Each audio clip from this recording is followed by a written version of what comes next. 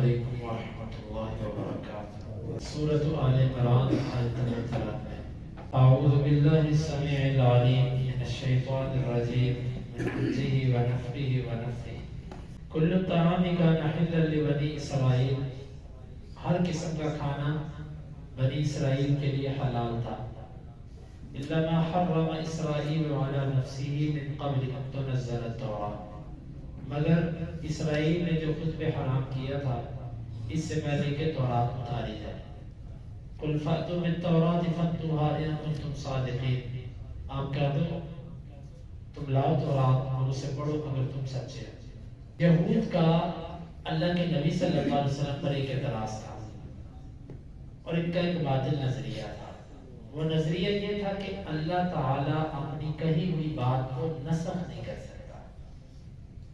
یہ کہتے تھے اللہ جو بات کہتے ہیں نا وہ منسوخ نہیں ہو سکتی۔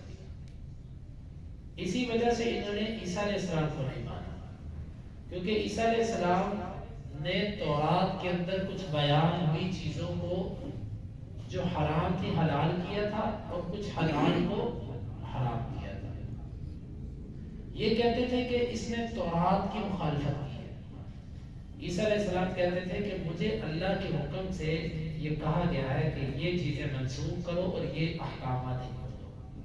یہ نسب کو نہیں مانتے تھے، اسی لیے انہوں نے عیسیٰ علیہ السلام کو تسلیم نہیں کیا کہ تم نے تورات میں تبدیلی چاہی ہے، اور خود اپنی مرضی سے جو مرضی کرتے ہیں۔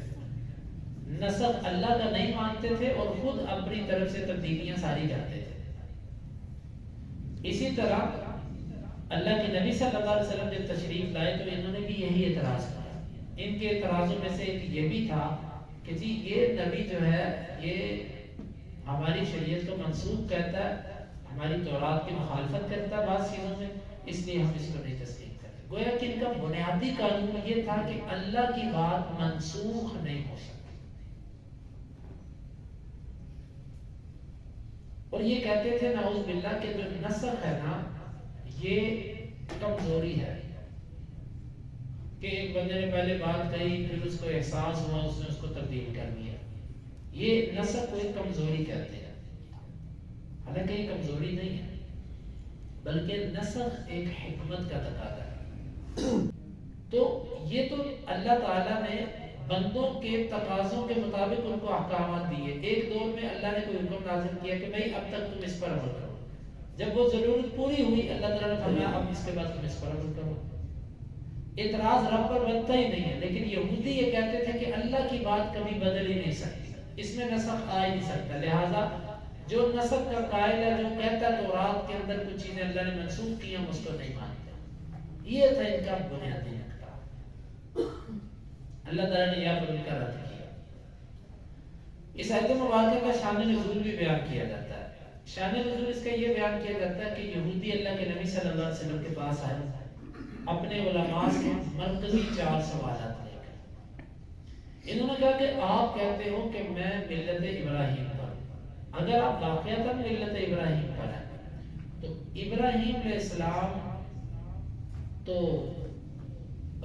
کچھ چیزوں کو، اگر آپ ملت ابراہیم پر ہیں تو ملت ابراہیم کے اندر کچھ چیزیں حرام تھیں جبکہ وہ تمہاری شریعت کے اندر حلال ہے، یہ کیوں ہے؟ تو اللہ تعالیٰ نے اس اعتراض کا جواب دینے کے لیے یہ آیت اتاری کہ ملت ابراہیم کے اندر کچھ چیزیں حرام آئی تھی۔ ہاں یعقوب علیہ السلام نے خود اپنے اوپر کچھ چیزیں نظر کے طور پر حرام کی تھی، خیر وہ بات بعد میں آتی ہے۔ انہوں نے اس مجلس کے اندر 4 سوال کیے۔ انہوں نے کہا جی بتائیے یعقوب علیہ السلام نے اپنے اوپر کیا حرام کیا اور کیا مسئلہ تھا، اس وجہ سے حرام کیا، ایک سوال۔ دوسرا انہوں نے کہا کہ مرد اور بچے کی مشابہت کبھی مرد کے ساتھ ہوتی ہے کبھی عورت کے ساتھ ہوتی ہے، اس کی کیا وجہ ہے۔ تیسرا سوال انہوں نے کیا کہ جو آخری نبی آئے گا اس کی نیند کی کیفیت کیا ہوتی ہے، وہ سوتا کیسے ہے۔ چوتھی چیز انہوں نے یہ پوچھی کہ بتلائیے اس نبی کا دوست کون ہے۔ آپ نے فرمایا کہ میں اگر ان ساری چیزوں کا جواب دے دوں تو میری پیروی کرو گے؟ کہتے ہیں ہاں ابو القاسم قسم سے ہم تمہارے پیچھے چلیں گے۔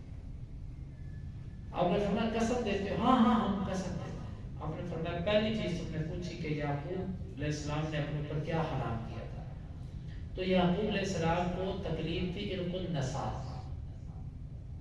عرق النساء کی ان کو بیماری تھی، انہوں نے نظر مانی تھی کہ اللہ اگر تم نے مجھے اس بیماری سے شفا عطا فرما دینا تو میں سب سے پسندیدہ کھانا اور سب سے پسندیدہ پینا اپنے اوپر حرام کروں گا، نہیں کھاؤں گا۔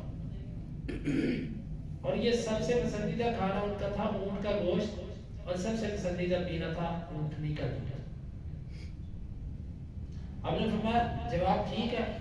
کہتے ہیں ہاں جواب ٹھیک۔ آپ نے فرمایا میں تمہیں قسم دیتا ہوں بات ٹھیک ہے؟ کہتے ہیں ہاں بات ٹھیک۔ چلو دوسری کا جواب۔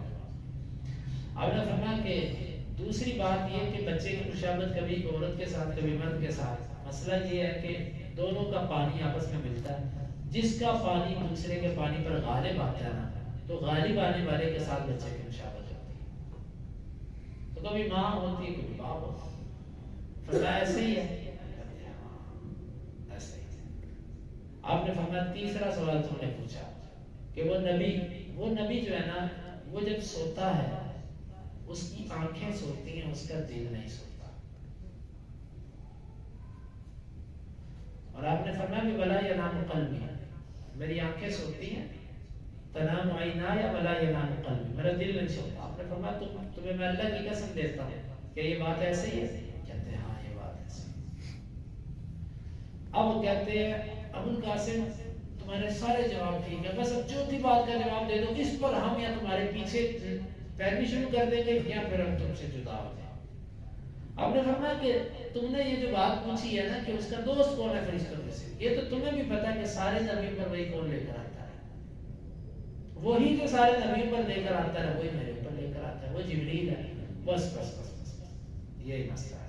اگر آپ پر وہی میکائیل لے کر آتا ہے یا کوئی اور لے کر آتا ہے تو ہم آپ کی پیروی کرتے ہیں، ہم جبریل کے ساتھ ہماری دشمنی ہے۔ کیوں؟ ہمارے اوپر جتنے عذاب آئے وہ یہ جبریل ہی تو لے کر آیا۔ یہاں سے یہ بگڑ گئے الٹے دماغ۔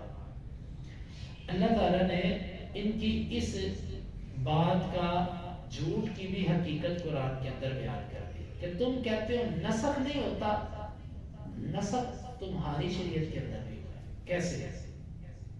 تم یہ بتاؤ کہ جب نوح علیہ السلام کشتی سے نکلے تھے، اللہ تعالیٰ نے ان کے لیے ہر پرندہ اور ہر جانور کھانا حلال رکھا تھا، کوئی حرام نہیں تھا، جو پکڑو کھاؤ حلال تھا۔ یہ ابراہیم علیہ السلام کے زمانے تک بھی یہ شریعت رہی، حتیٰ کہ پہلے یعقوب علیہ السلام ہیں کہ جنہوں نے اپنے اوپر اونٹ کا گوشت اور اس کا دودھ حرام کیا، اور اس کی وجہ نظر تھی کہ انہوں نے نظر مانی تھی۔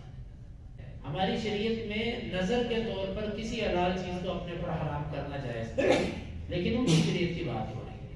ان کے بچوں نے اپنے والد کی، چونکہ وہ عظیم نبی تھے یعقوب علیہ السلام، جلیل القدر نبی تھے، اپنے باپ کی پیروی کرتے ہوئے انہوں نے بھی کہا کہ ہم بھی اونٹ کا گوشت اور دودھ نہیں استعمال کریں گے۔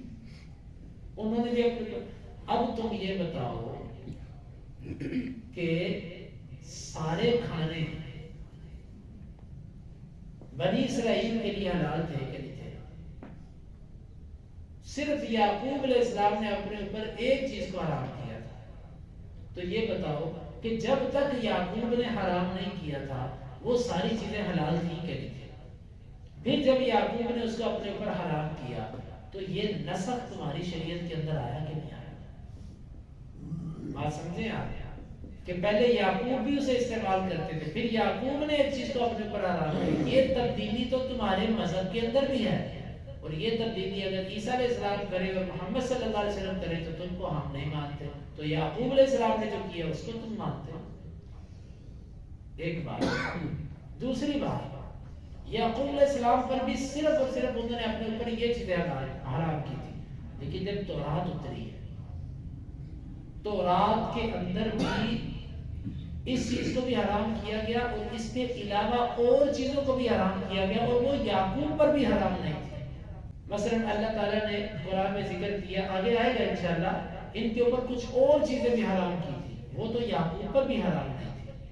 اگر تم کہتے ہو کہ ملت ابراہیم کا دعویٰ اگر محمد صلی اللہ علیہ وسلم کرتے ہیں تو ملت ابراہیم کے اندر جو جو کچھ ہے وہ تم مانو، تو بھئی ہم تم سے سوال کرتے ہیں کہ ملت ابراہیم میں یعقوب سب کچھ کھاتے تھے، تمہاری تورات کے اندر تو کچھ چیزوں کو منسوخ کیا گیا، کیوں؟ گویا کہ تمہاری تورات نے بھی ملت ابراہیم کے اندر کچھ نسخ کیا تھا، تو جب تم اس نسخ کو مانتے ہو تو اس نسخ کو کیوں نہیں مانتے؟ بلکہ اس کے علاوہ اور بھی بڑے نسخ ہوئے۔ تورات کے اندر دو بہنوں کے نکاح کو حرام کیا گیا، اور خود یعقوب علیہ السلام کے نکاح میں دونوں سکی بہنیں تھیں۔ اس وقت تک سکی بہنوں کا نکاح حرام نہیں تھا، ماموں کی بیٹیاں تھیں دونوں۔ یہ یوسف علیہ السلام اور ان کے جو بھائی تھے جس کا نام بنیامین آتا ہے، یہ ایک والدہ سے تھے، اور باقی جو بھائی تھے وہ دوسری سے تھے۔ تو یہ کیا تھا؟ یہ دو بہنوں کے ساتھ نکاح کرنا تمہاری تورات میں بھی منسوخ ہے، تو تمہیں یہ نسخ نظر نہیں آ رہا؟ اور اس کے علاوہ اور کئی چیزیں تھیں کہ جن کو یعقوب علیہ السلام کرتے تھے لیکن تورات میں ان کو حرام کیا گیا، تو اللہ تعالیٰ نے خوب طریقے سے اس آیت مبارکہ میں ان کے اوپر رد کیا، کہا کہ کل الطعام کان حلا لبنی اسرائیل، ہر قسم کا کھانا بنی اسرائیل کے لیے حلال تھا سوائے اس کے جو اسرائیل نے یعنی یعقوب علیہ السلام نے اپنے اوپر حرام کیا تھا، من قبل ان تنزل التوراۃ، اور یہ تورات کے اترنے سے پہلے کی بات ہے۔ قل فاتوا بالتوراۃ فاتلوها ان کنتم صادقین، جب تورات لے کر آؤ اس کو پڑھو۔ اب تورات کے اندر یہ سارے کھانے جو یعقوب کے لیے حلال تھے، کیا اب بھی وہ تورات میں حلال ہے؟ نہیں۔ اب تبدیلی، اب کئی چیزیں جو یعقوب علیہ السلام کے لیے حلال تھی تم پر حرام کی گئی ہیں تمہاری سرکشی کی وجہ سے، تمہاری بغاوت کی وجہ سے، تو یہ نسخ ہوا کہ نہیں؟ تو اس اعتبار سے قرآن مجید کی آیت مبارکہ میں یہود کے اس باطل نظریے پر رد کیا گیا، تو ان کو چیلنج کے طور پر یہ کہا گیا لاؤ اپنی تورات اور اس کو پڑھو، کیونکہ الزامی طور پر کسی بندے کو ایسی بات کہنا جس کا وہ قائل ہو، جس کا وہ معترف ہو، یہ جائز ہے۔ مثلا ہم کسی کو الزام کے طور پر یہ کہہ سکتے ہیں بھئی تمہاری کتاب میں یہ لکھا ہوا ہے لاؤ اپنی کتاب پڑھو، اس کا مطلب یہ نہیں ہے کہ میں اس کتاب کو ماننا میرے اوپر بھی فرض ہو گیا کہ اس کتاب کی ہر بات کو تسلیم کرنا میرے اوپر فرض ہے، یہ نہیں ہے، بلکہ یہ الزامی جواب تھا جس کا مقصد یہ تھا کہ تمہاری ہماری بات کی تائید تمہاری تورات سے بھی نکلے گی، تو لہذا لاؤ تورات کو، تم اس کو پڑھ کے دیکھو ان کنتم صادقین، اگر تم سچے۔ اللہ تعالیٰ سے دعا ہے اللہ تعالیٰ ان آیات کو سمجھنے کی اور ان کے تقاضوں کو پورا کرنے کی توفیق عطا فرمائے۔